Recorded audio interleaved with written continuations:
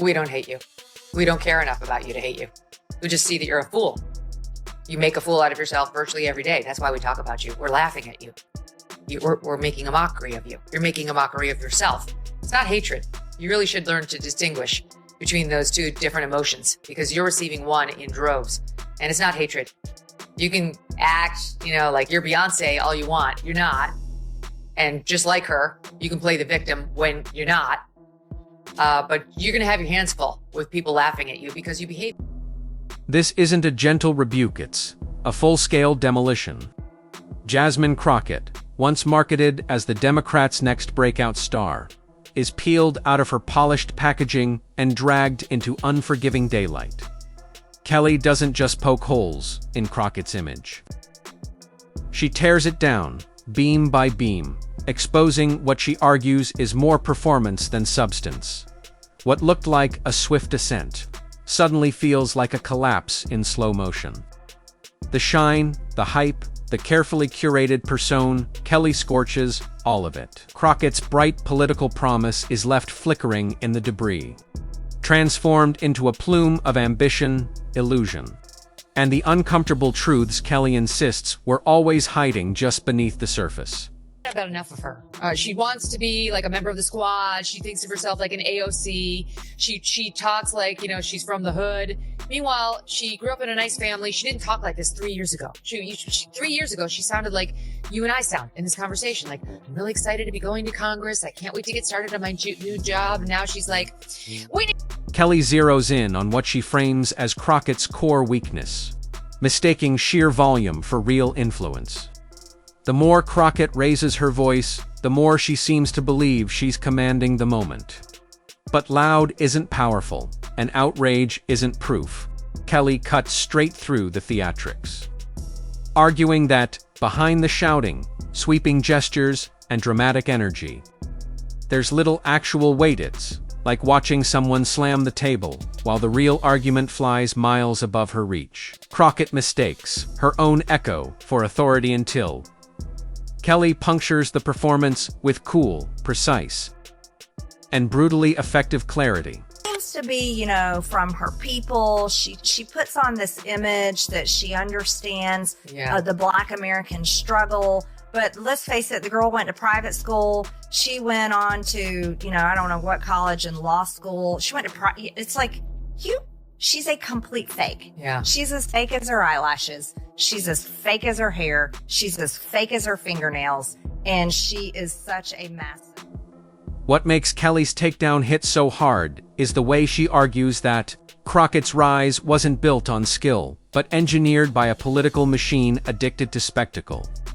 In Kelly's telling, Crockett wasn't elevated for merit. She was chosen because she fit a role. Her job became that of a loud, reliable, partisan warrior, a predictable attack dog for party leadership. Kelly suggests that Crockett has yet to show she can deliver anything beyond a scripted burst of outrage. And right on cue, Kelly rips off the veneer, portraying Crockett as a politician boosted by optics rather than authentic ability. Administration. Please calm down. Don't tell me to calm down, Calm down. because y'all talk Calm noise down. and then You're out of control. He said, Jasmine, what you have to realize is that if you are really going to make change, it's not going to be in the Texas House. He said, you did a great job playing defense, but you have a chance to play offense. Someone on this committee then starts talking about somebody's bleach blonde, bad-built butch body. Meanwhile, you pointed out, like, her high school looks. If you're locked into this breakdown, hit subscribe and tap the bell because Kelly isn't just throwing jabs. She's flipping the entire script. She casts Crockett as part of a long tradition of politicians who blur the line between performance and policy, mixing self-promotion with the appearance of public service.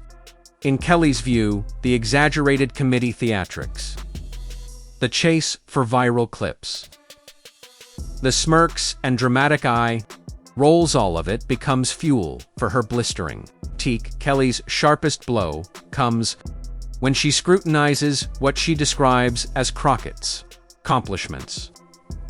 In Kelly's view, the record isn't impressive, it's thin, She argues that Crockett has mastered the skill of inserting herself into controversy.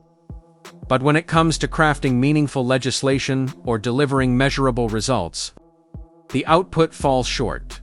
Kelly pounds this contrast with relentless focus, highlighting what she sees as a wide gulf between Crockett's constant self-promotion and the reality of her limited impact. We were having a committee hearing on oversight, and it was really late at night. And I was really irritated because I'm always like, why can't we work normal work hours like regular people, 8 to 5? I don't know what's wrong with Congress that we're always doing crazy things at 9, 10, 11, 2 a.m. under Nancy Pelosi. So we're on the oversight committee, and she is running off her mouth, and I shot at her about her massively huge fake eyelashes. Yeah, this made news. Yeah, and I was like, well, I said something along the lines of like, well, you can't read it because of your...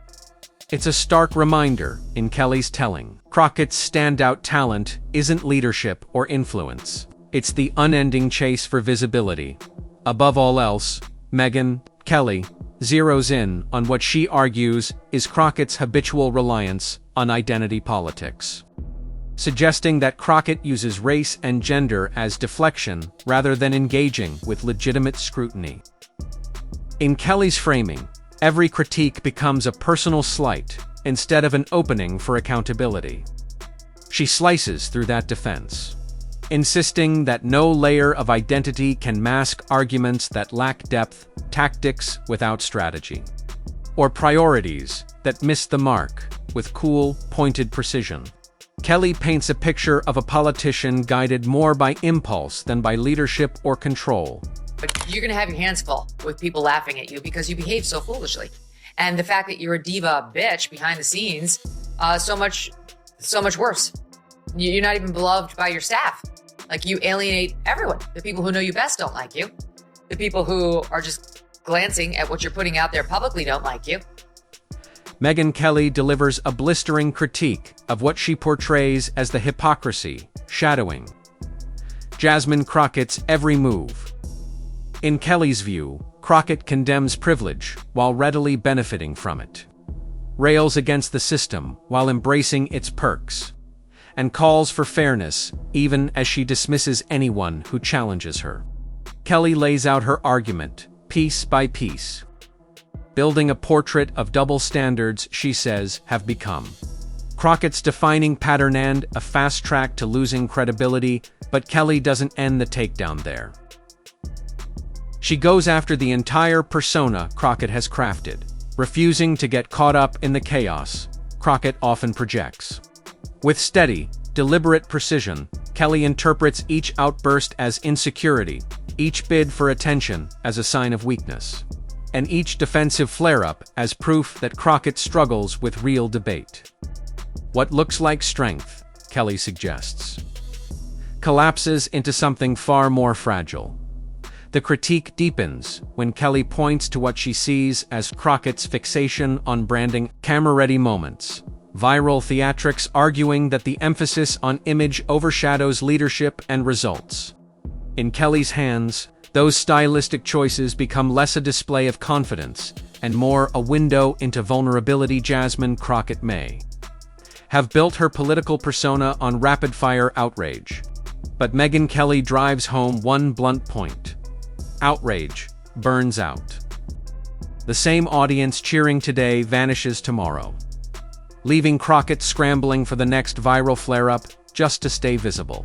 Kelly argues that this constant cycle is political junk, food an instant hit with no real substance behind it. The Human Rights Campaign.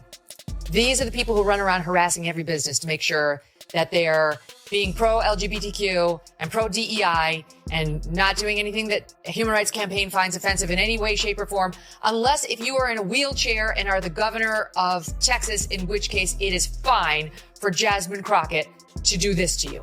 Watch. Because we in these hot-ass Texas streets, honey. Y'all know we got Governor Hot Wheels down there. Come on. She also highlights how Crockett responds to criticism, not with argument, but with personal attacks. Instead of engaging ideas, Kelly says, Crockett defaults to smears a shortcut that weakens her credibility and pushes away potential allies. Crockett may thrive on division because it keeps her in the spotlight. But Kelly frames that chaos as the very thing draining her influence. A wrecking ball, Kelly suggests. Commands no respect if all it does is swing without purpose. Then comes Kelly's twist, the traits hyped as Crockett's strengths are. In her view, the real weaknesses.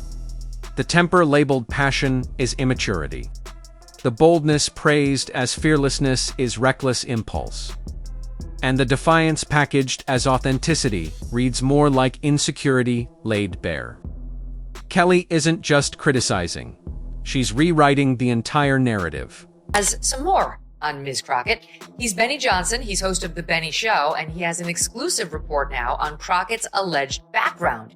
See, he traveled to where Crockett claims she is from a tough area of South Dallas. You know, you hear her speak. She tries to talk street, like, okay. Compared to where she's actually from, it's quite a different picture. Where she's actually from is a beautiful, well-manicured area for the... What makes Megyn Kelly's critique of Jasmine Crockett so striking is the quiet precision behind it.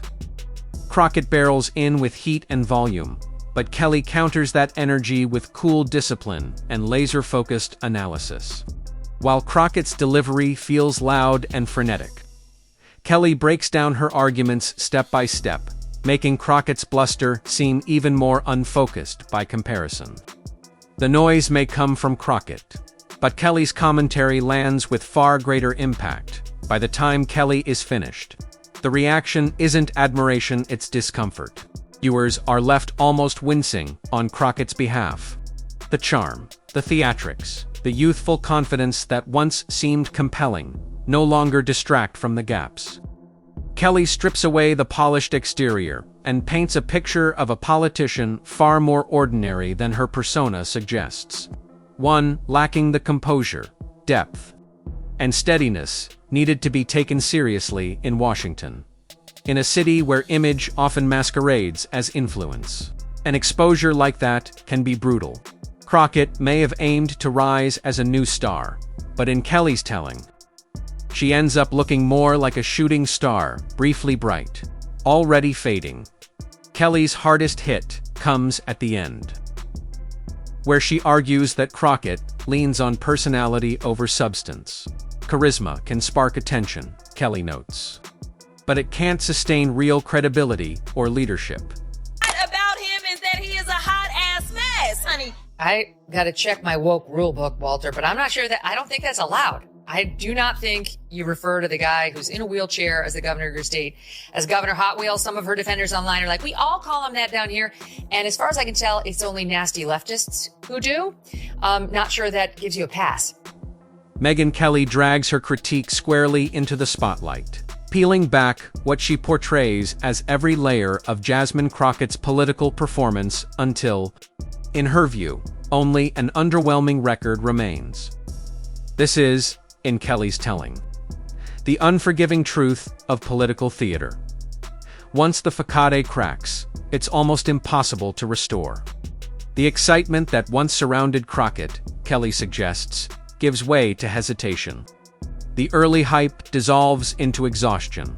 Crockett's biggest problem, according to Kelly, isn't merely that she challenged Hurwitz, that Kelly did so in a way that echoed what many critics already suspected. Kelly frames it as an emperor has no clothes moment. The kind of revelation that lingers in Washington far longer than the soundbite that triggered it. From Kelly's perspective, the bold disruptor image begins to fade. The once celebrated newcomer is recast as another overhyped figure whose shine is wearing off. The final portrait Kelly paints isn't of a fearless trailblazer, but of a politician stripped of illusion and revealed, at least in her analyses, remarkably ordinary. And in Washington, where perception often becomes power, that kind of reframing can be devastating. Instead of someone who dumbs themselves down or lies about where they come from to try to be more hood. Yes, that's what she's doing all the time. And she didn't talk like this before either, where she's like, y'all, I know, my homie, and I'm like, okay, that didn't exist. We ran tape from her. Before she ran for office, she sounded like a normal person. But now she's gone full street with the super long nails too, and like the lips and the gloss and like the eyelashes. She's really laying it on because she wants to be seen as like this down home. The lesson lands hardened, it's impossible to ignore. Without real substance, any so-called star, Kelly argues, burns out far faster than they rise. Crockett's critics gain fresh ammunition. Allies begin to murmur in doubt, and voters who once trusted her are now watching every move with heightened scrutiny. In politics, that shift is lethal and rarely reversible. Washington thrives on reputation, whispered judgments, and the stories exchanged behind closed doors. Kelly's takedown, in her view, won't just dominate headlines. It will echo in those quiet corridors where careers are made or broken. Every future misstep Crockett makes will be measured against this critique. Each stumble reinforces the perception Kelly frames. She's not ready, not serious, and not capable of living up to the hype. That perception, Kelly suggests, becomes a self-reinforcing trap. Doors close, alliances fade, and opportunities vanish before they even appear. Crockett now stands at the intersection of ambition and reality, and Kelly ensures that the impending reckoning is impossible to ignore. If Crockett pushes back, she looks desperate. If she retreats, she seems defeated. And like, there's no reaching across the aisle to that. No, Yeah, like, not at that's all. just- Well, she's not a real person. So some interesting things that I've always observed about her is how she treats her staff. She treats her staff like they are just beneath her. I read that in the New York Post. Can you confirm? Yes. Wow. So she always has one of her young male staffers has to carry her big, heavy handbag for her. She just hands it off.